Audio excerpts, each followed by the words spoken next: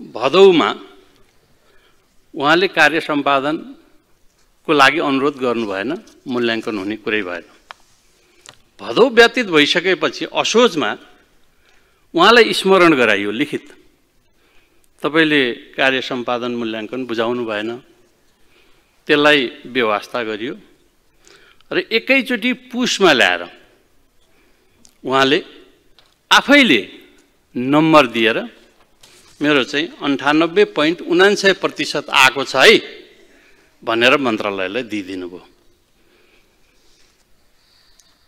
यसको अर्थ के हो भने सम्मान्य सभामुख महोदय, यहाँ धेरै शिक्षक साथीहरू, मित्रहरू, मान्यज्यूहरू हुनुहुन्छ,